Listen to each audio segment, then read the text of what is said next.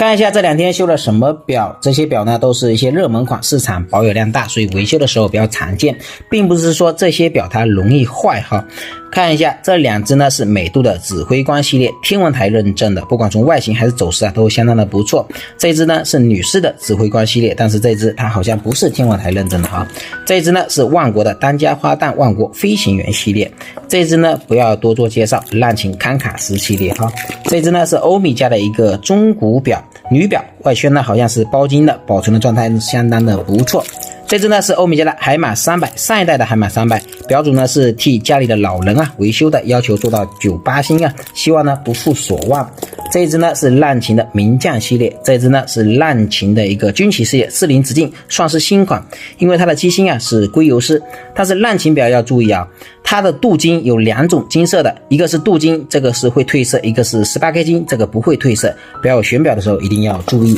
这一只呢也是浪琴的名将系列，维修的内容是把头断掉了维修这个把头，你猜它把头怎么断的？是被鹦鹉啄断的，你说厉不厉害？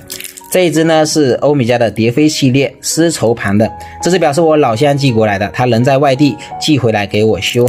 说明说老乡信任老乡，支持老乡。这一只呢上一期拍过的劳力士的游艇，这一只厉害了是表友自己正五品组装的一个劳力士。什么叫正五品就是指针、表盘、日历、这个把头等等部件它是正品，但是壳套跟机芯并不是正品表友呢自己组装着玩，从正面上看是看不出来的，所以大家买劳力士的时候不能光看正面机芯什么要打开看一看还有几个没弄好的，这个是天梭库图的一个计时表，你看机芯全部都是塑料件，搞吐血很难搞这个表。还有一个是欧米家的海马600 8900机芯，这个表主呢非常的豪横